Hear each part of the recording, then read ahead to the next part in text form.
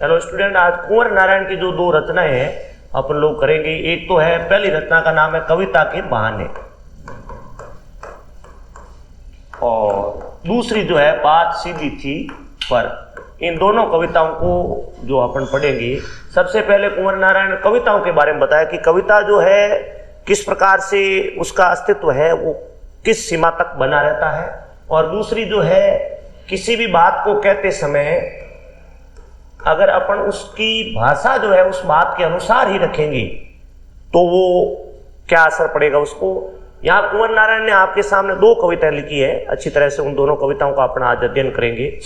पहली कविता का नाम जैसे कि आपके सामने मैं आपको बता देता हूँ दोनों कविताओं का नाम। पहली कविता का नाम है कविता के बहाने, और दूसरी कविता आपके सामने जो है वो होगी बात सीधी थी। ये कविता है, बात सीधी थी। दो कविताएं हैं, पहली तो थी कविता के बहाने और दूसरी जो है बात सीधी थी। पहले अपन जो है इस कविता का परिचय पढ़ेंगे, कविता के बहाने। अब आप देखिए कि आज जो है यांत्रिकता का युग है, मशीनीकरण का युग है। मशीनीकरण के युग में क्या हो रहा है, धीरे धीरे कवि और कविता का अस्तित्व खतरे में पड़ता जा रहा है। धीरे धीरे इसका अस्तित्व जो है खत्म होता जा रहा है। कैसे कि एक समय हुआ करता था, लोग मनोरंजन के लिए कविता का सहारा लेते थे, काव्य का सहारा लेते थे, और काव्य से ही है जो मनोरंजन करते थे। लेकिन आज जो है टेलीफोन है, मोबाइल है, लैपटॉप है, इंटरनेट पे अनेक तरह के गेम्स है, इससे व्यक्ति जो है अपने मनोरंजन का साधन अपनाते हैं।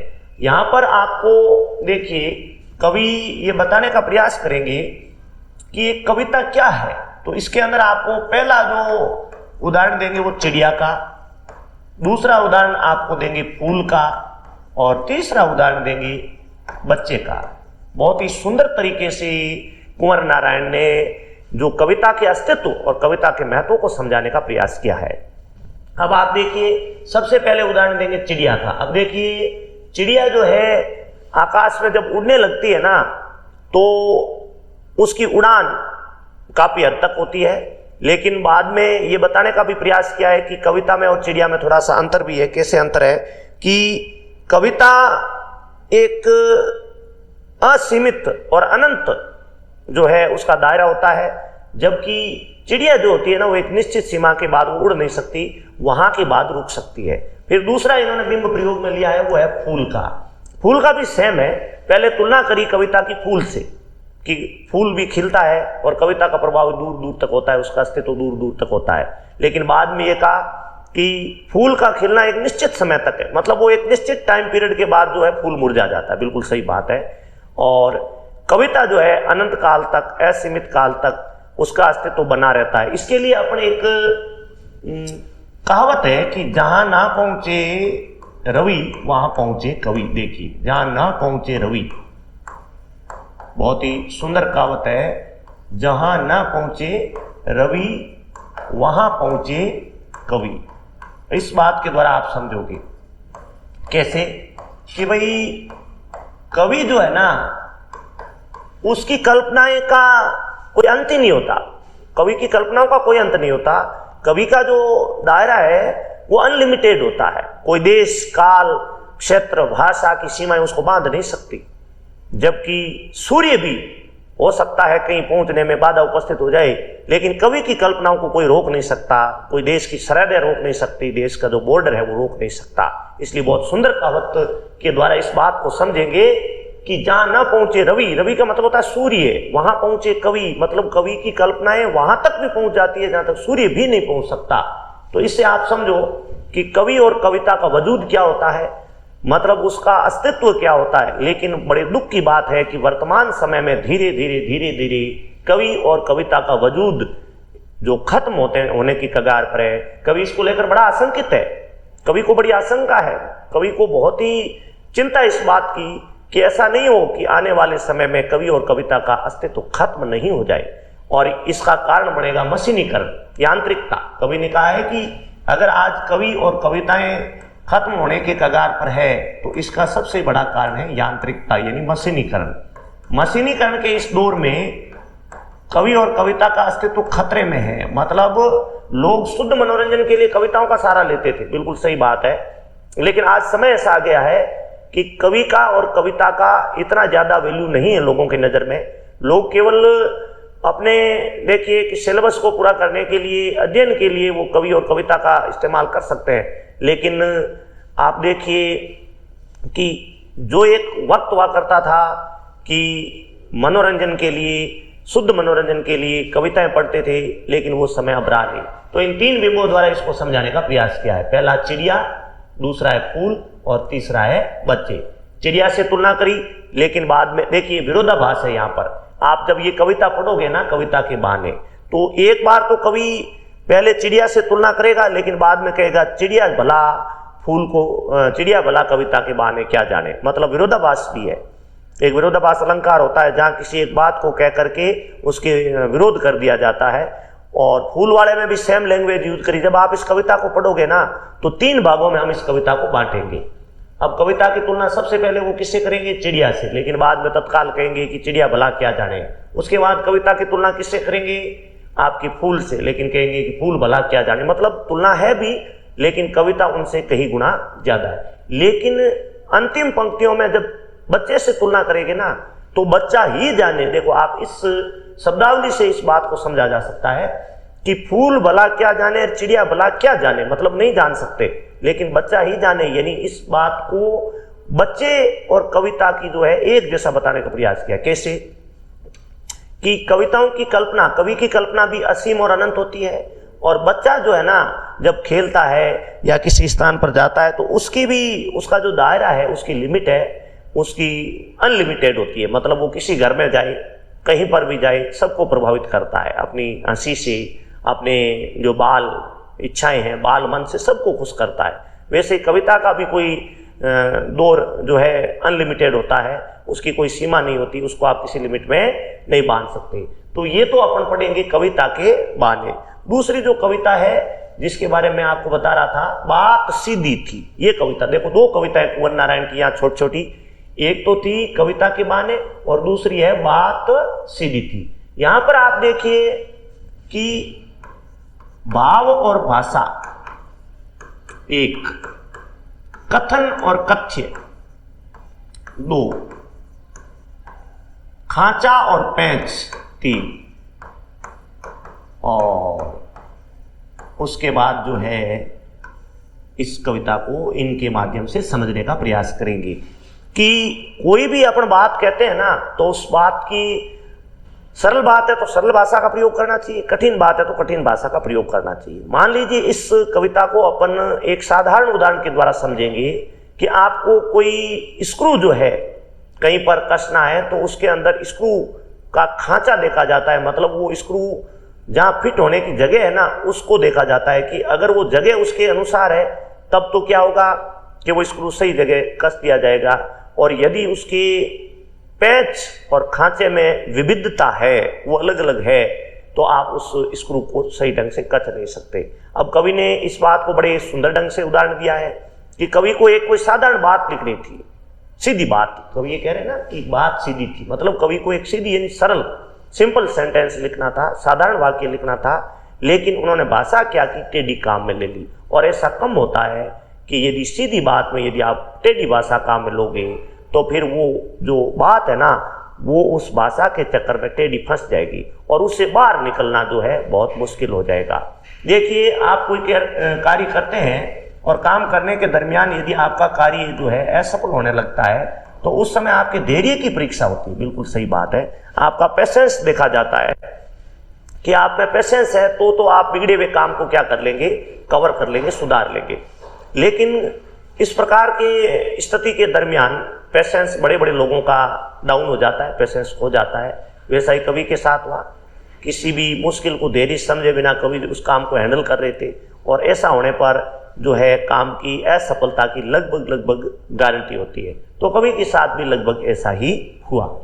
लेकिन अगर आप काम को कर रहे हो, आपका काम बिगड़ गया है, तो एक और समस्या का सामना करना पड़ता है। वो समस्या है कि तमाशा देखने वाले लोग जो है ना, आपका मौके की तलाश करते हैं। जो ही आपका काम बिगड़ने लगेगा, तमाशबीन लोग इकट्ठे हो जाएंगे, आपकी मजाक उड़ाएंगे, तालियां बजाएंगे, खिलखिलाएंगे और आपको परेशान करने की कोशिश करेंगे। कवि के साथ भी ऐसा ही हुआ। जो ही कवि का काम बिगड़ा, तमाशा देखने वाले लोग इकट्ठे हो गए और तालियां बजा करके वाह वाह शाबाश इस प्रकार के व्यंग्य रूपी तीर जो है चलाने लगे।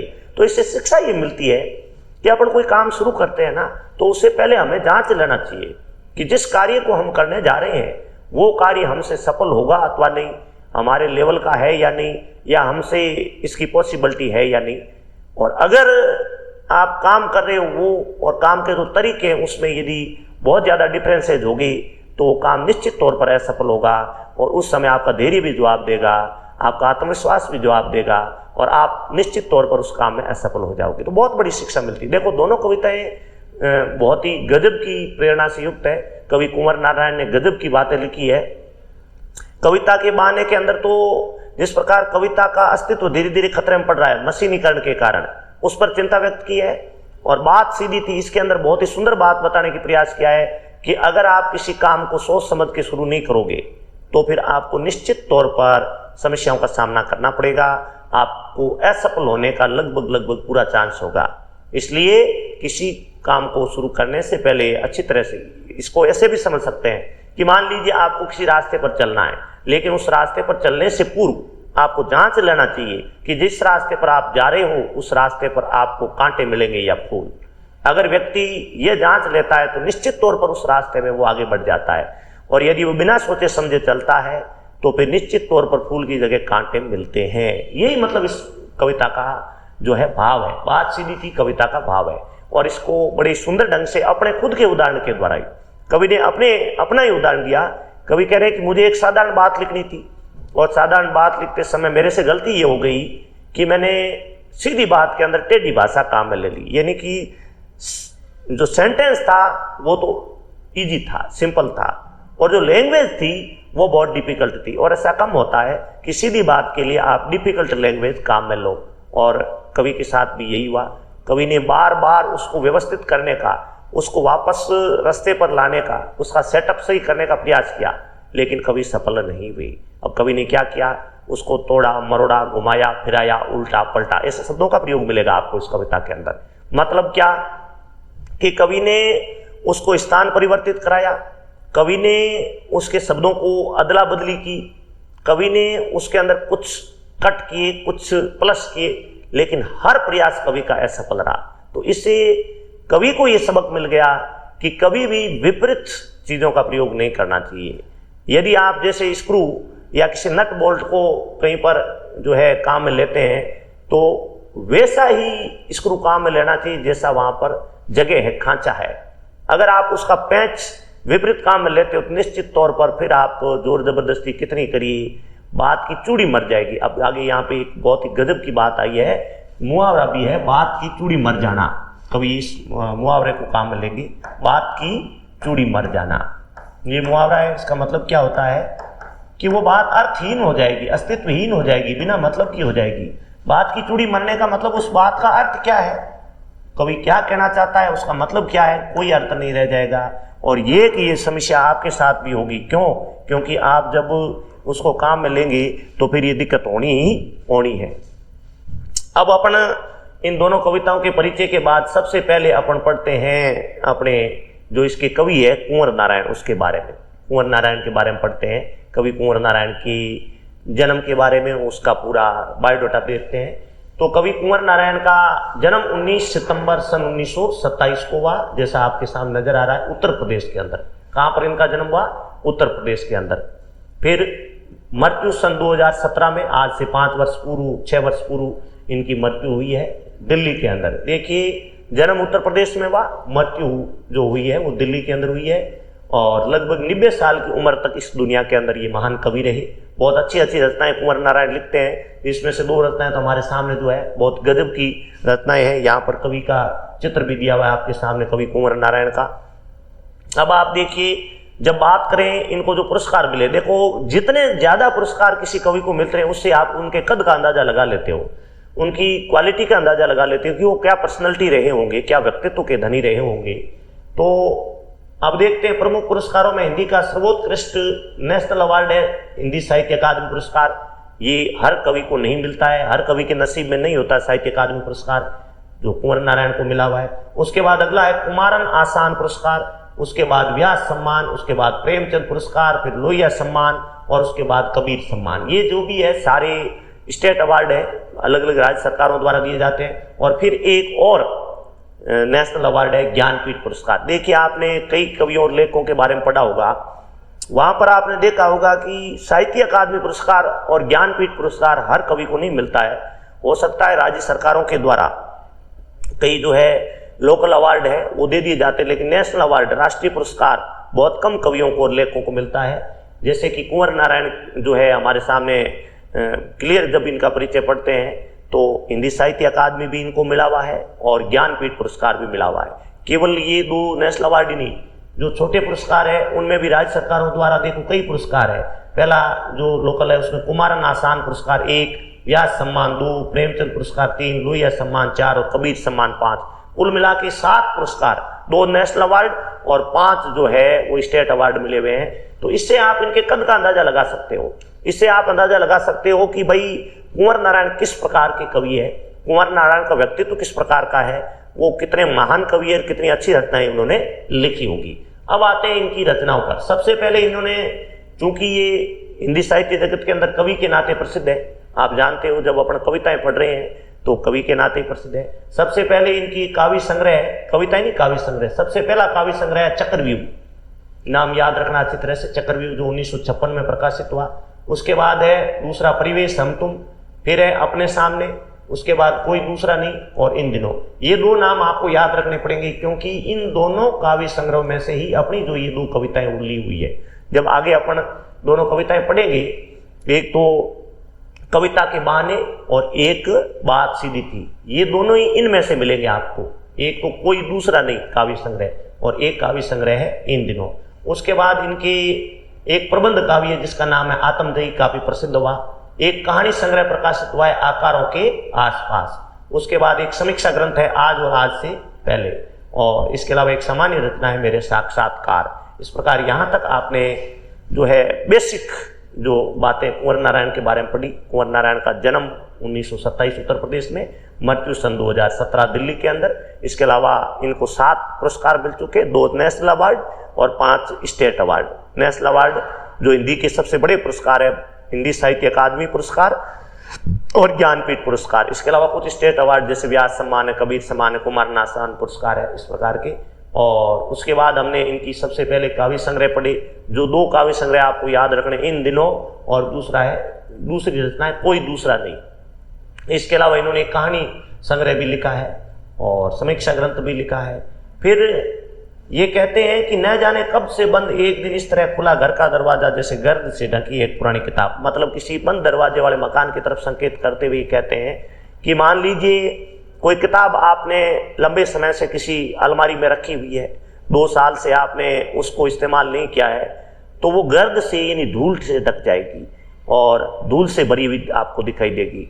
ठीक उसी तरह यहाँ पर भी आप देखते हैं कि अगर कोई घर जो है मकान पड़ा है खाली कई दिनों से, उसके अंदर कोई रह नहीं रहा है, तो वो भी धूल से भर जाएगा, डस्ट से भर जाएगा। तो इससे ये साबित करने की कोशिश करते हैं कि मकान पत्थरों से नहीं बनता, महल भी घर नहीं कहलाता, घर कहलाता है घर में रहने वाले लोगों से। पुस्तक तब कहलाती जब उससे ज्ञान लिया जाए। मतलब बड़ी सुंदर बात कही इन्होंने, घर की और पुस्तक की परिभाषा देने का प्रयास किया है कि घर तब बनता है जब उसके अंदर रहने वाले लोगों के बीच प्रेम आदर भाव हो, और पुस्तक तब है जब उसको पढ़ा जाए। यदि वो ढकी हुई पड़ी अलमारी के अंदर तो धूल से भरने के अलावा कुछ नहीं होना है। घर यदि बंद है दरवाजे तो घर नहीं कहलाएगा, वो मकान कहला सकता है, महल कहला सकता है, हाउस कहला सकता है, बंगला कहला सकता है, लेकिन वो घर तभी बनेगा जब उसके अंदर लोग प्रेम से रहेंगे। भले झोंपड़ी क्यों नहीं हो, लेकिन वो भी घर है यदि उसके अंदर लोग प्रेम से रहें। अब आगे बढ़ते हैं अपन। तो गर्द से ढकी हर पुरानी किताब खोलने की बात कहने वाले कुंवर नारायण सन 1950 के आसपास काव्य लेखन की शुरुआत की। वेरी इंपॉर्टेंट है, ध्यान रखना है आपको, ऐसा कोई क्वेश्चन आ सकता है कि कुंवर नारायण ने सबसे पहले अपनी कविताएं लिखने की जो शुरुआत है कब से की, तो आपको डाटा याद रखना है कि 1950 के अंदर। कुंवर नारायण ने कब से लिखना शुरू किया? लगभग सन 1950 के अंदर। इनकी जो आपकी 27 में जन्म हुआ इनका और 50 के अंदर लिखना शुरू किया, तो मतलब लगभग 23 साल की उम्र में इन्होंने लिखना शुरू कर दिया और इनका पहला जो काव्य संग्रह वो प्रकाशित हुआ था। इसके अलावा उन्होंने कुछ चिंतनपरक लेख भी लिखे हैं, कुछ कहानियां भी लिखी, कुछ सिनेमा और अन्य कला समीक्षाएं भी लिखी है, किंतु कविता की विधा को उन्होंने सर्जन क्रम में हमेशा प्राथमिकता प्राप्त रही है। मतलब कहने का अर्थ है कि और भी कई तरह की रचनाएं लिखी, जैसे कहानियां हैं, समीक्षा ग्रंथ है, लेकिन हमेशा इनकी प्रायोरिटी रही है, प्राथमिकता रही है जो सबसे ज्यादा वो है कविताएं। नई कविता के दौर में जब प्रबंध आत्मजयी जैसा प्रबंध काव्य रचकर भरपूर प्रतिष्ठा प्राप्त की, वेरी इंपॉर्टेंट है, आपको ध्यान में रखना, इनका प्रसिद्ध जो ग्रंथ है वो आत्मजयी है। मतलब प्रश्न आ सकता है कि उस ग्रंथ का नाम बताओ जिससे कुंवर नारायण को भरपूर प्रतिष्ठा मिली, सबसे ज्यादा इज्जत मिली, तो आप नाम लिखोगे आत्मजयी। आलोचक मानते हैं कि उनकी कविता में व्यर्थ का उलझाव है, अखबारी सत्यापन है और वैचारिक धुन की बजाय स्वयं परिष्कार और साफ सुथरापन है। आप देखिए, ऐसा तो कोई होता नहीं दुनिया में इंसान जिसके सारे फॉलोवर्स हो, सारे प्रशंसक हो, बल्कि कुछ लोग आलोचक अवश्य होते हैं, चाहे आप कितना बढ़िया काम कर लो, कितना सुंदर काम कर लो, लेकिन आलोचना तो होनी ही होनी है। तो कुंवर नारायण की भी आलोचना होती है। भाषा और विषय की विविधता उनकी कविताओं के विशेष गुण माने जाते हैं। मतलब वो एक जैसी भाषा और एक जैसा विषय नहीं रहते, उसमें विविधता होती है, मतलब विभिन्नता होती है, और इससे जो है कविता सुंदर बनती है। उनमें यथार्थ का खुरदरापन मिलता है और उसका सहज सौंदर्य भी देखने को मिलता है। इसके अलावा आप देखेंगे कि उनकी कविताओं में एक खुलापन है जो कवि स्वभाव की मूल विशेषता है, इसलिए संशय, संभ्रम, प्रश्नानुकूलता उनकी कविता के बीच शब्द है। यहाँ तक आपके कुंवर नारायण का स्वयं का जो है परिचय था। अब अपन बढ़ते हैं आगे। कुंवर जी पूरी तरह नागर संवेदना के कवि, मतलब इन्होंने गांव की बजाय नगर की रचनाएं ज्यादा लिखी है, मतलब शहरी रचनाएं ज्यादा लिखी है। विवरण उनके यहाँ नहीं के बराबर है और व्यक्तिक और सामाजिक उहापोह का तनाव पूरी व्यंजकता के सामने आता है। एक पंक्ति में कहे तो उनकी तटस्थ वितराग दृष्टि नोच खसोट हिंसा प्रतिहिंसा से सहमे हुए एक संवेदनशील मन के आलोड़नों के रूप में पढ़ी जा सकती है। यहाँ तक आपके कुंवर नारायण का परिचय था। इतना वैसे लेंथी नहीं करना क्योंकि ये क्वेश्चन सिर्फ 2 नंबर का आता है, तो 2 नंबर के मैटर तैयार करने के लिए केवल 5-7 पंक्तियां, मतलब उनके जन्म का सन, उनके मृत्यु का सन, जन्म स्थान, मृत्यु का स्थान, इसके अलावा जो है आपके प्रमुख रचनाओं के नाम और कुछ पुरस्कारों के नाम, इसके अलावा किन विषयों पर रचनाएं लिखते हैं, इनकी जो रचनाएं इन्होंने शुरू कब की है, 23 साल की उम्र में 1950 में शुरू की, इनकी सबसे प्रसिद्ध रचना का नाम क्या है, तो आप लिखोगे आत्मजयी, जो इसके कारण उनको भरपूर प्रतिष्ठा मिली, मतलब गजब की इज्जत मिली। तो यहाँ तक अपन परिचय करते हैं। अब आ जाते हैं अपनी जो 2 कविताएं हैं कुंवर नारायण की। सबसे पहली कविता है कविता के बहाने, जो आपके इनके काव्य संग्रह इन दिनों से लिया हुआ है। ये भी बहुत जरूरी है कि जब आप सहप्रसंग व्याख्या करोगे तो उसके अंदर ये बड़ा काम आएगा। तो ये कहाँ से ली हुई है, इनका जो काव्य संग्रह है इन दिनों वहां से ली हुई है और उसका नाम क्या है, कविता के बहाने। अब ये कह रहे हैं कि आज का समय कविता के वजूद को लेकर आशंकित है। बिल्कुल सही। वजूद का मतलब होता है अस्तित्व, कि कविता धीरे धीरे खत्म होगी कि नहीं होगी, इसका जो अस्तित्व बना रहेगा कि नहीं रहेगा, इसके बारे में आजकल बहुत चिंता की जाती है। लोग बड़ी चिंता करते हैं कि पता नहीं आने वाले समय में कविता और कवि को लोग पढ़ेंगे अथवा नहीं पढ़ेंगे। कवि को शक है कि यांत्रिकता के दबाव से, यांत्रिकता मतलब होता है मशीनीकरण, मशीनों का ज्यादा दौर है, कविता का अस्तित्व नहीं रहेगा, यानी उनका जो वजूद है, अस्तित्व है, वो खत्म हो जाएगा। ऐसे में ये कविता की अपार संभावनाओं को टटोलने का एक अवसर देती है। कविता के बहाने यात्रा है जो कहाँ से शुरू होती है, चिड़िया से, फूल से लेकर कहाँ तक पहुंचती है, बच्चे तक। एक और प्रकृति है तो दूसरी और भविष्य की ओर कदम बढ़ाता हुआ बच्चा है। कहने की आवश्यकता नहीं कि चिड़िया की उड़ान की क्या है सीमा है। बिल्कुल अपने परिचय के अंदर क्लियर पढ़ा था कि चिड़िया आकाश में उड़ती अवश्य, लेकिन उसके जो चिड़िया का उड़ना है ना, अनलिमिटेड नहीं है। एक निश्चित सीमा के बाद चिड़िया उड़ना बंद हो जाती है। फूल के खिलने के साथ भी उसकी परिणति निश्चित है, मतलब फूल खिले भले ही, लेकिन एक निश्चित समय बाद वो भी मुरझा जाता है। मतलब बहुत सुंदर बात कही है कि चिड़िया उड़ती है, मानते हैं, लेकिन उड़ान निश्चित तक है। उसके बाद ये भी मानते हैं कि भाई फूल खिलता है, लेकिन एक निश्चित समय के बाद फूल भी जो है मुरझा जाता है। लेकिन बच्चे के सपने असीम है, ये बात आप नोट करो। कवि ने सबसे बड़ी बात, कविता की तुलना देखो चिड़िया से भी की है, फूल से भी की है, लेकिन चिड़िया और फूल को तो लिमिटेड वर्जन बताया कि वो एक निश्चित समय बाद ना तो चिड़िया उड़ पाती है, ना फूल खिल पाता है। लेकिन बच्चा जो है ना वो एक ऐसा है जिसके सपने, उसकी कोई सीमा नहीं होती, उसके सपने असीम होते हैं। बच्चों के खेल में किसी प्रकार की सीमा, कोई स्थान नहीं होता। कविता भी शब्दों का खेल है और शब्दों के इस खेल में जड़, चेतन, अतीत, वर्तमान और भविष्य उपकरण मात्र है। इसलिए जहाँ कहीं रचनात्मक ऊर्जा होगी वहाँ सीमाओं के बंधन खुद ब खुद टूट जाते हैं। अब देखो, चाहे सीमाएं वो घर की हो, भाषा की हो, या फिर सीमाएं हो समय की। अब बढ़ते हैं अपन आगे। दूसरी कविता, पहली कविता का तो आपने परिचय पढ़ लिया। अब दूसरी कविता, उसका नाम क्या है? बात सीधी थी। ये लिया हुआ कोई दूसरा से नहीं। देखिए आप नोट करिए कि जो आपकी पहली कविता थी कविता के बाने, वो तो इस काव्य संग्रह से ली हुई इन दिनों से, और दूसरी जो कविता है बात सीधी थी, ये लिया हुआ कोई दूसरा। कंफ्यूज नहीं होना है। दोनों मतलब 4 नाम याद रखने पड़ेंगे आपको। एक तो क्या नाम याद रखना पड़ेगा? कविता के बाने, जो लिया हुआ है इन दिनों से। और दूसरा नाम क्या है? दूसरा नाम है बात सीधी थी, लेकिन वो कहां से लिया है? कोई दूसरा से नहीं। अब इसमें क्या है?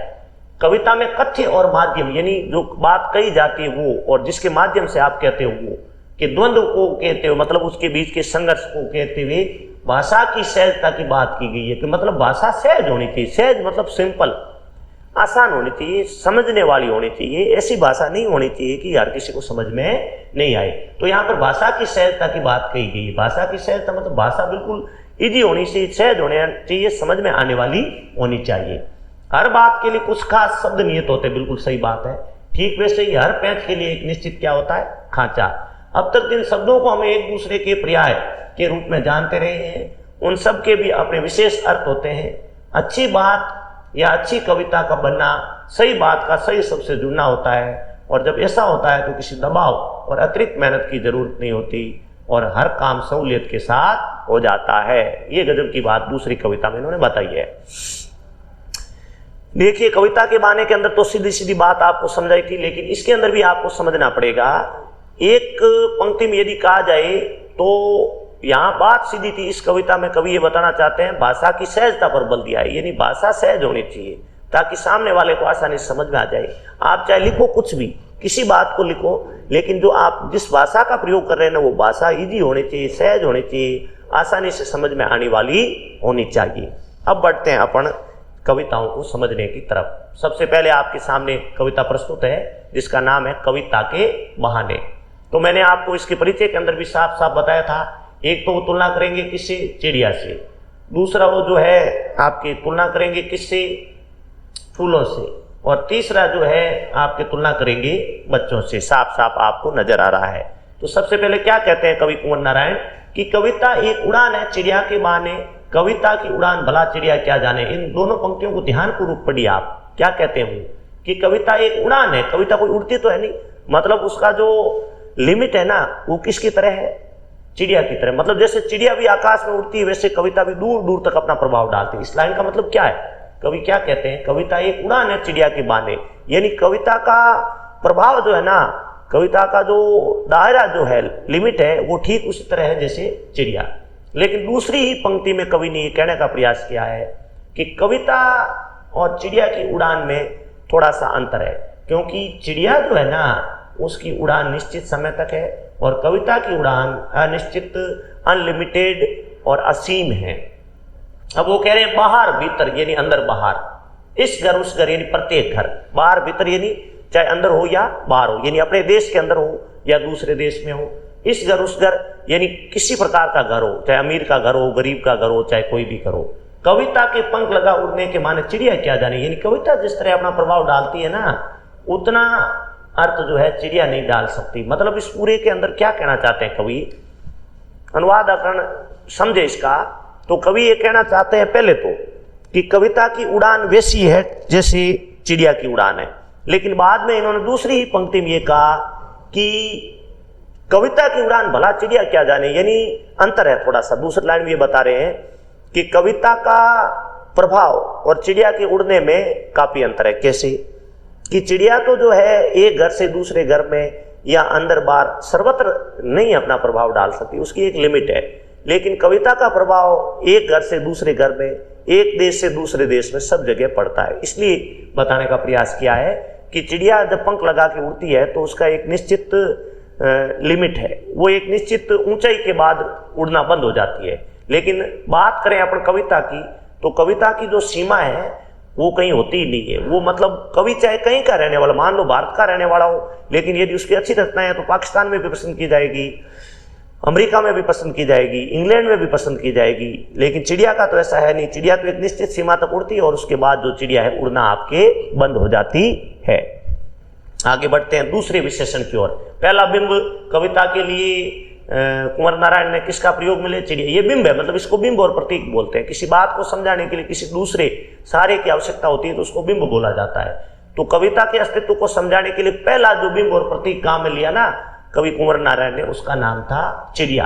अब दूसरा बिंब कौन सा काम में लेंगे वो, उसका नाम है फूल। अब देखिए आप, फूलों के बारे में भी निश्चित है, बिल्कुल सेम लैंग्वेज यूज करेंगे आप, हूबू लैंग्वेज यूज है।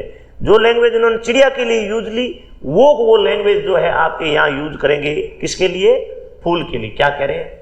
कविता एक खिलना है फूलों के बहाने, कविता का खिलना भला फूल क्या जाने, बाहर भीतर इस घर उस घर। वहां भी आपने देखा था बाहर भीतर इस घर उस घर, बिना मुरझाए महकने के, वहां था बिना जो है, थोड़ी लैंग्वेज मामूली सी फर्क था। वहां था कविता के पंख लगा उड़ने के, और यहाँ है बिना मुरझाए महकने के माने फूल क्या जाने। मतलब लैंग्वेज में थोड़ी शब्दावली चेंज है, बाकी लगभग जिस प्रकार का उच्चारण है ना वो सेम ही है। यहां पर भी क्या कह रहे हैं, पहले तो कवि ने तुलना करी कि भाई कविता और चिड़िया दोनों एक जैसी है, फिर यहां पर कह रहे हैं कविता और फूल दोनों एक जैसे हैं। लेकिन दूसरी लाइन में ये बोला कि कविता का खिलना फूल क्या समझ सकता था, फूल नहीं समझ सकता। क्यों? कि बाहर भीतर, यानी घर के अंदर और बाहर, या देश के अंदर और बाहर, एक घर से दूसरे घर में बिना मुरझाए महकना, यानी कि मुरझाना निश्चित है। ऐसा नहीं है कि बिना मुरझाए कंटिन्यू फूल बना रह सकता, नहीं बना रह सकता, वो एक निश्चित समय के बाद अवश्य मुरझाएगा। तो कौन समझ सकता है इस बात को? यहां लाइन देखिए, कविता एक खेल है बच्चों के बहाने, जबकि वहां पर क्या कहा था कि चिड़िया क्या जाने और फूल क्या जाने, जबकि यहां क्या कहेंगे, बच्चा ही जाने। तो इससे आप समझोगे, वहां तो कहा था कि फूल भला क्या जाने, ये देखो दूसरा, और वहां क्या कहा था, चिड़िया भला क्या जाने, लेकिन यहां क्या बोला है, क्वेश्चन मार्क नहीं किया, बच्चा ही जाने, यानी बच्चा समझ सकता है। बच्चे से आप इसकी सही तुलना कर सकते हो, किसकी? कविता की। ना तो आप पूर्णतया तुलना कर सकते हो किससे, आपके चिड़िया से, ना पूर्णतया तुलना कर सकते हो किससे, फूल से, बल्कि पूर्णतया तुलना कर सकते हो किससे? बच्चे से। क्यों? क्योंकि बच्चा एक देश से दूसरे देश में और एक घर से दूसरे घर में वो अपना जो प्रभाव है वो पूर्णतया डाल देता है, सर्वत्र डाल देता है। अब आगे बढ़ते हैं तो अपन आ जाएगी आपकी कविता नंबर 2, बात सीधी थी। यहां पर कवि क्या कह रहे हैं कि बात सीधी थी पर एक बार भाषा के चक्कर में टेढ़ी फंस गई। बात सीधी थी कि मतलब सरल वाक्य था। कवि कह रहे हैं कि मुझे एक बार क्या लिखना था, सरल वाक्य कहना था। अब अपन दूसरी कविता पढ़ रहे हैं, लेकिन भाषा उसके अंदर मैंने टेढ़ी काम में ली तो बात भी क्या हो गई, टेढ़ी हो गई। ये इन 3 पंक्तियों का मतलब क्या है? कवि कह रहे हैं कि मुझे एक बार बहुत ही एक साधारण बात लिखनी थी, सिंपल सेंटेंस लिखना था, सरल वाक्य लिखना था, लेकिन भाषा के चक्कर में वो जो सीधी बात है वो क्या हो गई, टेढ़ी हो गई। उसे पाने यानी सही करने, उसे पाने का मतलब क्या कि उस बात को सही अर्थ निकालने या सही जगह पर लाने के लिए मैंने भाषा को क्या किया, उल्टा पलटा, यानी कि स्थान परिवर्तित कराया, तोड़ा मरोड़ा, यानी कि कुछ शब्दों को कट किया, फिर घुमाया फिराया, यानी कि आगे वाले शब्दों को पीछे और पीछे वाले शब्दों को आगे रखा। अब ये सारी कोशिश क्यों कर रहे थे? कौन सी कोशिश?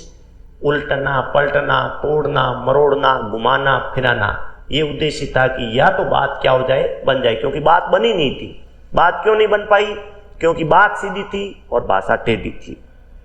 अब कवि उलझ गए, और उलझने के बाद कवि के पास 2 ऑप्शन बचे कि या तो बात बन जाए, मतलब उस बात का अर्थ स्पष्ट हो जाए। और आपने परिचय के अंदर भी पढ़ा था कि कवि ने भाषा की सहजता पर बल दिया गया है कि भाषा सहज काम में जितनी ली जाए। मान लीजिए आप किसी से वार्तालाप भी करते हैं ना, तो उस समय भी सहज भाषा सामने वाला जितनी आसानी से समझ सकता है, वो टेक्निकली जो डिफिकल्ट लैंग्वेज है उसको नहीं समझ पाएगा। इसलिए हमें बात भी जो है बहुत नेचुरल लैंग्वेज में करनी चाहिए, सहज भाषा में करनी चाहिए। और रही बात अपन कोई रचना भी लिखते हैं मान लो किसी प्रकार की, तो वहां पर भी सेम बात है। क्या सेम बात है कि हमें सीधी बात के लिए भाषा सीधी काम में लेनी चाहिए। हो सकता है बात टेढ़ी हो तब भी सीधी जो है भाषा काम में लेनी थी, लेकिन लेखक ने उल्टा कर दिया। लेखक के तो बात सीधी थी और भाषा क्या थी, टेढ़ी, और टेढ़ी भाषा के चक्कर में सीधी बात जो है फंस गई। अब उसको सही करने के लिए कवि ने क्या प्रयास किया, जैसे कि साफ साफ लिखा है, तोड़ा मरोड़ा उल्टा पलटा घुमाया फिराया।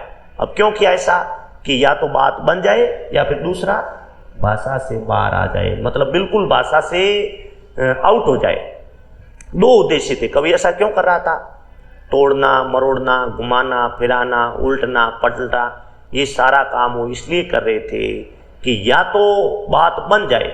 देखो प्रश्न भी आ सकता है कि कवि कुंवर नारायण ये जो कोशिश क्यों कर रहे थे, तोड़ने मरोड़ने की, घुमाने फिराने की, उलटने पलटने की, तो उसका मकसद वो ही था कि या तो बात का अर्थ स्पष्ट हो जाए, बात बन जाए, या फिर जो है भाषा से बात बिल्कुल मुक्त हो जाए, भाषा से बाहर आ जाए। लेकिन ये कह रहे हैं कि इससे बात तो और क्या हो गई, पेचीदा। यही तो कवि को डर था कि भाई बात भले सहज थी सीधी थी, लेकिन भाषा टेढ़ी काम में ले ली तो बात भी क्या हो गई, टेढ़ी हो गई, सीधी बात भी क्या हो गई, टेढ़ी। क्योंकि बात का बनना या न बनना, बात का प्रभाव पड़ना या न पड़ना भाषा पे डिपेंड करता है। बात महत्वपूर्ण है मान लेते हैं, लेकिन उससे भी महत्वपूर्ण होती भाषा, कि आप किस लैंग्वेज में कह रहे हो उस बात को, किस लहजे से कह रहे हो। आपका यदि लैंग्वेज सही होगी तो बात अवश्य प्रभावी होगी, लैंग्वेज आपकी सही नहीं है तो बात प्रभावी नहीं होती, सामने वाले को आप प्रभावित नहीं कर सकते। तो यहाँ पर भी कवि के साथ बहुत बड़ी समस्या हो गई।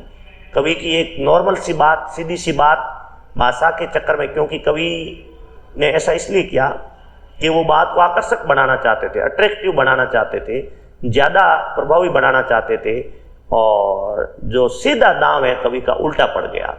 ऐसा हमारे जीवन में भी कभी कभी हो जाता है कि हम किसी बात को ज़्यादा, किसी काम को ज़्यादा अच्छा बनाने के चक्कर में जो मूलतया अच्छी चीज़ है उसको खो बैठते हैं। तो इससे बहुत बड़ी सीख मिल जाती है हमें कि ओवर कॉन्फिडेंस है ना वो मरवाता है, अति है ना हर चीज़ की वो खराब होती। कवि के साथ भी ऐसा ही हुआ, कवि ने भी अति कर ली। क्यों? क्योंकि सीधी बात के लिए टेढ़ी भाषा काम में ली, और अति का प्रयोग करना हमेशा मुश्किलों में डालता है, और कवि को भी मुश्किलों में डाला। अब कवि ने सारा प्रयास किया, हर तरह का प्रयास किया। कैसा प्रयास कि बात को तोड़ा मरोड़ा घुमाया फिराया उल्टा पलटा। क्यों?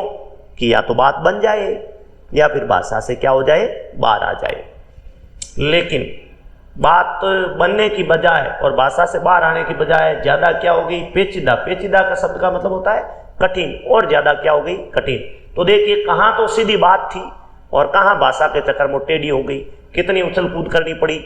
तो इसका मतलब एक ही है कि आप किसी काम को करने से पूर्व इस चीज को अच्छी तरह से देख सकते हैं। अगर आप बाद में इस तरह की प्रयास करोगे ना तो फिर ये आसान होना नहीं है, क्योंकि बाद में किसी को सुधारना, किसी को सही करना इतना आसान नहीं होता है। इसलिए हमें ये शिक्षा मिलती है कि कवि वाली स्थिति हमारे साथ नहीं हो जाए कि हम किसी साधारण से कार्य को ज्यादा आकर्षक बनाने के चक्कर में कहीं जो है बिगाड़ नहीं बैठे। अब जब अपन आगे बढ़ते हैं तो कवि क्या कहते हैं, देखिए। तो कवि कह रहे हैं आगे कि सारी मुश्किल को धैर्य से समझे बिना। देखिए धैर्य मतलब पेशेंस। किसी भी मुश्किल का जो हल है ना, कोई भी मुश्किल यानी डिफिकल्टी यानी समस्या, उसका जो समाधान है वो धैर्य होता है, पेशेंस होता है। देखिए काम बिगड़ जाता है और अगर आदमी में धैर्य है तो उस काम को सही भी कर लेगा। अगर काम बिगड़ने के बाद अगर वो शांतिपूर्वक सोचेगा तो काम सही भी होगा। लेकिन जब कोई गड़बड़ होती है तो धैर्य जवाब भी दे देता है। अब कवि को करना क्या था, पेच को खोलना था, मतलब उस बात को खोल के रखना था, भाषा से आउट करना था, भाषा से बाहर निकालना था। लेकिन इस गड़बड़ी के अंदर कवि उस पेच को खोलने की बजाय क्या कर रहे थे, कस रहे थे। जरूरत काहे की थी कवि को, उस पेच को खोलने की, और कवि क्या कर रहे हैं, कसना। अब आपके संदर्भ में ले लो, मतलब आप काम बिगड़ रहा है तो आप क्या करोगे, आप उसको सही करने के चक्कर में बिगाड़ दोगे, क्योंकि आपका धैर्य जवाब दे देगा। आपसे गड़बड़ हो गई, गलती हो गई, और एक बार गलती होने के बाद आदमी क्या करेगा, उसको सही करने के चक्कर में उसको गलत करता ही जाएगा, और फिर वो सही हो ही नहीं पाएगा। अब कवि का वो जो कार्य है ना, वो कर्तव्य बन चुका था। देखो आप अगर सही तरीके से करते हो तो वो वर्क होता है, कार्य होता है। लेकिन देखिए कितनी अजीब बात है कि कवि का अच्छा भला काम जो है ना, खासा अच्छा काम था, कार्य था, लेकिन वो कर्तव्य बन गया। कर्तव्य क्या होता है? जिसको देख करके लोग मजाक उड़ाए, आपका बिगड़ा हुआ काम है ना, उसको कर्तव्य बोला जाता है। देखिए यदि कितना ही बढ़िया हो, कितना ही अच्छा हो, कितना ही हेवी रैंकिंग का हो, तब तक तो वो कार्य है, वर्क है। लेकिन जो ही उसमें गड़बड़ होती है ना, तो उसको कार्य नहीं बोला जाता, फिर उसको कर्तव्य बोल दिया जाता है। तो कवि ने जब शुरू किया तब तो वो कार्य था। क्या कार्य कर रहे थे कवि? एक सीधी बात लिख रहे थे। उस समय तो बहुत बढ़िया कार्य था। काम काहे का कर रहे थे? अपना सेंटेंस लिखने का, किसी बात को, कविता को, कहानी को लिखने का। लेकिन अब जाते जाते वो काम जो है, कार्य जो कर्तव्य बन गया है। और कर्तव्य पर आपको पता है प्रशंसा नहीं मिलती, अच्छाई नहीं मिलती, थैंक्स नहीं बोलते। कर्तव्य पर लोग ताने मारते हैं, लोग टोंड कसते हैं, व्यंग्य का प्रयोग करते हैं, आलोचना करते हैं। तो कवि ने जो कर्तव्य था, इस पर तमाशबीन हो। तमाशबीन का मतलब होता है कि तमाशा देखने वाले लोग। अब देखो ये हर जगह पाए जाते हैं। उनका काम ही क्या है? लोगों की बिगड़े हुए काम पर मजाक उड़ाना, हंसी उड़ाना और तमाशा बनाना। तो जैसे ही कवि का ये काम बिगड़ा, तमाशा देखने वाले वहां तैयार ही बैठे थे। ये हर जगह होते हैं, हर मोहल्ले में होते हैं। किसी को काम को बिगड़ता हुआ देख करके हौसला बढ़ाना चाहिए, लेकिन ये तमाशा देखने वाले जो तमाशबीन होते हैं ना, ये लोगों के बिगड़े हुए काम पर क्या करते हैं? उसका मखौल उड़ाते हैं, मजाक उड़ाते हैं। तो कवि कह रहे हैं कि तमाशबीन भी वहां आ गए और वे दो शब्दों का प्रयोग कर रहे हैं तमाशा देखने वाले लोग, शाबाश और दूसरा क्या? वाह वाह। अब देखिए शाबाशी अच्छे काम के लिए भी दी जाती है, वाह वाह अच्छे काम के लिए भी की जाती है। लेकिन यहाँ कवि का बड़ा जो है दुर्भाग्य है कि वे तमाशा देखने वाले लोग, अगर देखो अच्छे काम में सफल होते तब भी शाबाशी दी जाती है और वाह वाही की जाती है। लेकिन ये बड़े दुख की बात है कि कवि को सफलता पर शाबाशी नहीं दी जा रही है, कवि की सफलता के लिए वाह वाही नहीं। देखे मान लीजिए अगर आप कोई बहुत बढ़िया काम करते हो और सामने वाले लोगों को काम पसंद आता है, तो आपको क्या बोलेंगे? वो शाबाश, मतलब बहुत बढ़िया, आपने अच्छा काम किया है, और फिर वाह वाही करेंगे, वाह वाह आपने क्या कर दिया। लेकिन बड़े देखो दुख के साथ कहना पड़ रहा है कि कवि को जो शाबाशी और वाह वाही दे रहे हैं ना, वो उसके प्रशंसक नहीं दे रहे। कौन दे रहे हैं? तमाशबीन दे रहे हैं, मतलब उसको तमाशा देखने वाले लोग दे रहे हैं। कवि को उन्होंने तमाशा बना दिया है और टोंड के अंदर, व्यंग्य के अंदर, आलोचना के अंदर उसको शाबाशी वाह वाही दे रहे हैं। आखिरकार वही हुआ जिसका डर था। क्या हुआ भाई? जोर जबरदस्ती से बात की चूड़ी मर गई। बात की चूड़ी मर जाना बहुत ही सुंदर प्रश्न भी है पीछे, बहुत इंपॉर्टेंट क्वेश्चन है, बोर्ड में कई बार आया हुआ है। बात की चूड़ी मर जाने का मतलब बात निरर्थक हो जाना, बिना मतलब की हो जाना, उस बात का कोई मतलब ही नहीं रहा, कोई अर्थ ही नहीं निकलता, उसके लिए कहते हैं चूड़ी मर जाना। मान लीजिए कोई स्क्रू होता है, कोई नट बोल्ट होता है, तो वो तभी तक महत्व का है जब तक उसके ऊपर चूड़ी होती है, जो नट के ऊपर। और जैसे ही वो चूड़ी मर जाती है तो वो कोई काम का नहीं रहता। आप भले हथौड़े से भले ही ठोको, लेकिन पेंच के अंदर उसको कस नहीं सकते। फिर उसका एक इलाज होता है, हथौड़े से ठोका जाता है। कील जो है ना, उसको हथौड़े से ठोक सकते हो, लेकिन जो नट है उसके अंदर पेंच अवश्य होते हैं। लेकिन कवि की आखिरकार जोर जबरदस्ती कहाँ की थी? याद करो आप। तोड़ा मरोड़ा, घुमाया फिराया, उल्टा पलटा, ये जोर जबरदस्ती नहीं तो क्या है? तो इस जोर जबरदस्ती से बात की चूड़ी मर गई, यानी बात का अर्थ खत्म हो गया। कोई समझ नहीं आ रहा था कि बात का मतलब क्या है, और वो भाषा में क्या होने लगी? बेकार घूमने लगी। आखिर कवि ने हार मान ली, क्योंकि प्रयास करना इंसान का फर्ज है। कवि ने भी खूब प्रयास किया, कोशिश की, लेकिन अंततः क्या हुआ? कवि सफल नहीं हो पाए, उसका प्रयास सफल नहीं हुआ। तो कवि ने हार मान करके उसको कील की जगह, उसी जगह, मतलब जैसे कोई कील होती है, उसको आप प्रयास करते हो कसने की, कस नहीं पाते हो, फिर क्या करते हो? हथौड़े से उसी जगह ठोक देते हो, चाहे वो कितनी बार दिखाई दे रही है या सही है कि नहीं, फिर उसको हथौड़े से ठोक देते हो। तो कवि ने भी यथावत छोड़ दिया। बात जिस हालात में थी ना, सही अर्थ था, गलत अर्थ था, उसका कोई मतलब निकल रहा था कि नहीं निकल रहा था, कवि ने उसको वहीं पर छोड़ दिया। अब वो जो बात है ऊपर से क्या लग रही थी? ठीक ठाक। ऊपर से मतलब नॉर्मली पढ़ने से, सामान्यतः पढ़ने से तो बात ठीक लग रही थी, लेकिन अंदर से, यानी उसका भावार्थ जो है, अंदर की जो इंटरनल बातें हैं, वो क्या थी? ना तो उसमें कसाव था और ना उसमें ताकत थी। मतलब शब्दों की ताकत खत्म हो चुकी थी, उसके अंदर भाषा की ताकत खत्म हो चुकी थी। अंदर का जो अर्थ है, देखो हर बात के दो भाव होते, एक तो सामान्य अर्थ और एक विशेष अर्थ। तो सामान्य अर्थ तो ठीक था, लेकिन उसका विशेष अर्थ कुछ रहा ही नहीं, इसलिए कवि ने बोला ना कसाव था ना ताकत थी। अब बात जो है ना, कवि के साथ एक शरारती बच्चे की तरह खेल लगी। शरारती बच्चा क्या होता है, किसी के साथ खेलेगा तो कभी चिकोटी भरेगा, कभी जो है आपके बाल खींचेगा, कभी आपके सामने पत्थर मारेगा, कभी आपके साथ किसी प्रकार की छेड़छाड़ करेगा। तो कवि के साथ वो बात मानो खेलने लगी, किसकी तरह, एक शरारती बच्चे की तरह। अब देखिए कि किसी व्यक्ति का काम बिगड़ता है, जब कुछ गड़बड़ होती है तो कोशिश करते करते परेशानी में आते आते उस आदमी को क्या आ जाता है, पसीना आ जाता है। बिल्कुल स्वाभाविक सी बात है।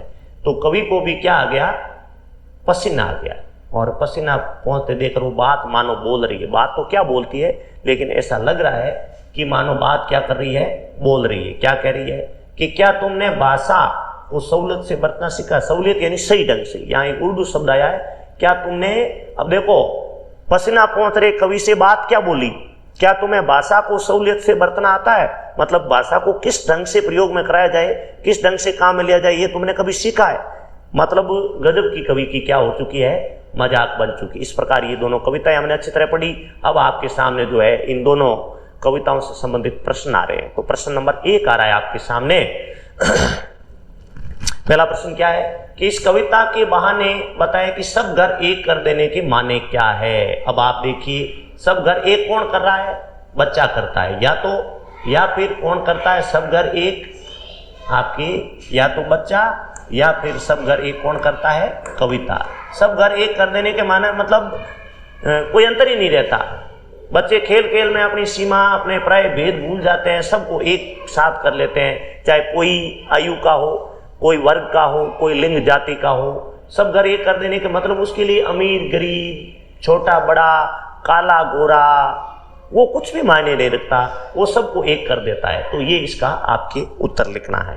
प्रश्न नंबर आ रहा है 2, उड़ने और खिलने। पहला विशेषण क्या है, उड़ना, और दूसरा क्या है, खिलना। कविता से क्या संबंध बनता है। देखिए कि भाई उड़ता तो कौन है, चिड़िया, खिलता क्या है, फूल। तो इससे कविता का क्या संबंध होता है। मैंने आपको पहले ही बताया था, जहां न पहुंचे रवि वहां पहुंचे कवि। इस बात को आपको याद रखना है। आपको गोले के अंदर बंद जो कहावत है, इसके द्वारा ये स्पष्ट हो जाएगा। ध्यान पूर्वक इसको याद करना पड़ेगा आपको। यदि इस क्वेश्चन का उत्तर लिखना है, बोर्ड में कई बार आता है ये कि उड़ने और खिलने का कविता से क्या मतलब है, क्योंकि कविता ना तो उड़ती है ना खिलती है। तो फिर कविता के लिए उड़ना और खिलना क्या हुआ। देखो उड़ना है पक्षी के लिए, चिड़िया के लिए, खिलना किसके लिए है, फूल के लिए। तो फिर कविता के लिए उड़ना क्या है और कविता के लिए खिलना क्या है। तो कविता के लिए उड़ना और खिलना है, जहां ना पहुंचे रवि वहां पहुंचे कवि। मतलब कवि उड़ता भी है और कवि खिलता भी है, मतलब उसका दूर दूर तक प्रभाव भी होता है और उसकी यशोगान भी होता है। अब आगे बढ़ते हैं प्रश्न नंबर 3 पे। कविता और बच्चे को समानांतर रखने के पीछे क्या कारण है। बिल्कुल देखो कि कवि कुंवर नारायण ने चिड़िया और फूल के समानांतर कविता को नहीं रखा, यद्यपि उसके समान बताया उन्होंने, थोड़ी सी तुलना तो करी कि कविता जो है वो फूल के समान है, कविता जो है चिड़िया के समान है, लेकिन एकदम समानांतर यानी बिल्कुल एक जैसा किसे रखा, बच्चे से। कविता और बच्चे को एक जैसे बताए, क्योंकि कविता का भी प्रभाव क्या होता है, असीमित असीम होता है, दूर दूर तक उसका प्रभाव होता है। और बच्चा भी जहां भी जाएगा सबका मन मोह ही लेगा। उसके लिए कोई अमीर गरीब का भेद नहीं होता, उसके लिए कोई अपना पराया नहीं होता, उसके लिए ऐसा नहीं होता कि वो अपने घर में खुशियां भी कहता है, नहीं, वो जहां भी जाता है ना अपना प्रभाव छोड़ देता है, सबको खुश कर देता है। इसलिए तुलना किसकी करी। और कविता का भी सेम होता है कि कविता का ऐसा तो है नहीं कि कवि को एक जाति एक धर्म के लोग पसंद करते हैं, नहीं, चाहे अपने देश में हो चाहे दूसरे देश में हो, चाहे अमीर लोग हो चाहे गरीब लोग हो, जो कविता को समझने वाले वो सारे लोग कविता को पसंद करेंगे। तो मतलब दोनों की विशेषता क्या है, एक जैसी है। अब आ जाओ आपके प्रश्न नंबर नेक्स्ट क्वेश्चन है आपके, कौन सा है, क्वेश्चन नंबर 4। कविता के संदर्भ में बिना मुरझाए महकने के माने क्या है। बिना मुरझाए महकने मतलब बिना उसका अस्तित्व खत्म हुए लंबे समय तक प्रभाव में रहना। जैसे फूल का क्या है कि फूल कब तक फूल माना जाता है? जब तक वो खिला हुआ रहता है, और मुरझाते ही उसका अस्तित्व खत्म हो जाता है, फूल नहीं होता है। तो कविता के संदर्भ बिना मुरझाए महकने का मतलब क्या है कि बिना उसका असर खत्म हुए, बिना उसका अस्तित्व खत्म हुए, बिना प्रभाव खत्म हुए, लॉन्ग टाइम तक बने रहना, वो बिना मुरझाए महकना है। कविता देखो, कविता ना तो उड़ती है, ना खिलती है, ना मुरझाती है। तो मुरझाने का मतलब क्या है कि कविता का अस्तित्व खत्म हो गया। बिना मुरझाने का मतलब क्या है कि कविता का अस्तित्व खत्म नहीं हुआ है, कविता काफी लॉन्ग टाइम तक उसका अस्तित्व बना रहता है। वो है कविता के बिना मुरझाए महकने के माने। अब आ जाते हैं आपके प्रश्न नंबर 5 पे। भाषा को सहूलियत से बरतने का क्या मतलब है? सहूलियत का मतलब है सुविधा। अब देखो, कवि की प्रॉब्लम ही क्या हुई थी कि कवि ने भाषा को सहूलियत से नहीं बरता। सहूलियत से कैसे नहीं बरता कि जैसी बात थी वैसी भाषा काम में ली नहीं। कैसे नहीं ली कि बात तो थी सीधी और भाषा क्या थी? टेढ़ी। तो फिर सहूलियत से कहां बरता? तो आपको यहां पर कवि ने पूछा है कि सहूलियत से बरतने का आशय क्या है। तो सहूलियत से बरतने का आशय समझिए आप कि बात कठिन है तो भाषा कठिन काम में लीजिए। यदि भाषा और बात में अंतर है तो मतलब सहूलियत से बरतना नहीं हुआ।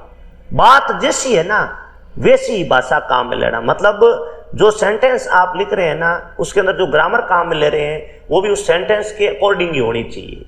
कि अगर आप कोई बहुत डिफिकल्ट जो है पैराग्राफ लिख रहे हो तो स्वाभाविक सी बात है कि उसके अंदर लैंग्वेज भी डिफिकल्ट होती। और यदि आप बहुत इजी कोई पैराग्राफ लिख रहे हो तो स्वाभाविक सी बात है कि उसके अंदर लैंग्वेज भी क्या होनी थी? इजी। और यही है भाषा को सहूलियत से बरतना। सहूलियत का मतलब सही ढंग से, बहुत अच्छे ढंग से। इसलिए कवि ने कहा है कि भाषा को सहूलियत से बरतना आना चाहिए। फिर आता है आपके प्रश्न नंबर 6। बात और भाषा परस्पर जुड़े होते हैं, बिल्कुल सही बात है, किंतु कभी कभी भाषा के चक्कर में सीधी बात भी टेढ़ी हो जाती। कैसे? जैसे कि कवि के साथ हुआ। देखो कि बात और भाषा अलग अलग होती नहीं है। आप कोई भी बात लिखते हो, वो और भाषा ये दोनों आपस में क्या होती है? कनेक्टेड होती है। और बात तभी प्रभावी बन पाती है जब वो किससे जुड़ती है? भाषा से। और भाषा के बिना बात जो है वो कोई काम की नहीं रहती है। आपस में ये क्या है, दोनों जब मिलती है ना तब क्या बन जाती है? प्रभावी बन जाती है, सुंदर बन जाती है, और आपके क्या बन जाती है? आकर्षक बन जाती है। लेकिन कई बार क्या होता है कि बात और भाषा में जुड़ाव नहीं होता है तो फिर वो गड़बड़ हो जाती है, जैसा कि कवि के साथ हुआ। किंतु कभी कभी भाषा के चक्कर में बात टेढ़ी हो जाती। कैसे? जैसे कि कवि के साथ हुआ। वो कब होता है कि आपकी बात तो सीधी। इस प्रश्न का उत्तर क्या लिखना है आपको कि भाषा और बात जुड़ी होती है तब तक तो ठीक है, लेकिन कई बार जो है भाषा के चक्कर में बात टेढ़ी हो जाती है। कैसे? तो ठीक वैसे जैसे कवि के साथ हुआ। अब मान लीजिए विपरीत स्थिति होती है ना, तब ऐसा होता है। विपरीत कैसे? कि मान लीजिए बात क्या है? सीधी है। बात क्या है? सीधी है। और भाषा क्या है? टेढ़ी है। तो फिर ये हालात होगी, स्वाभाविक सी बात है। तभी आपके ये हालात होगी जो यहाँ पर कवि ने बताया। या फिर बात क्या है? टेढ़ी है, लेकिन भाषा क्या है? सीधी है, तो भी हो जाएगी। ये दोनों आपस में क्या है? विपरीत अवस्था है। विपरीत अवस्था का मतलब ये दोनों आपस में एक दूसरे के ऑपोजिट हो जाता है। और जब विपरीत अवस्था हो जाएगी ना तो यही होगा, और विपरीत अवस्था होगी तो यही होगा, और विपरीत अवस्था नहीं होनी चाहिए। इस प्रकार 7वां प्रश्न आपके सामने। बात के लिए नीचे दी गई विशेषताओं को उचित बिंबों और मुहावरों से मिलान कीजिए। देखो यहाँ पर कुछ बातें लिखी हुई है और उसके बाद एक तरफ आप देखो बातें यानी मुहावरे लिखे हुए या बिंब लिखे हुए, और उसके बाद यहाँ पर विशेषता लिखी हुई। आपको मिलान करना है। सबसे पहले बात की चूड़ी मर जाना, तो इसको आप मिलान करना है। बात का क्या हो जाना? प्रभावहीन हो जाना। ऐसे मिलान करोगे आप। बात का चूड़ी मर जाना, इसका आप 3 नंबर सामने लिखोगे। उसके बाद पैच खोलना।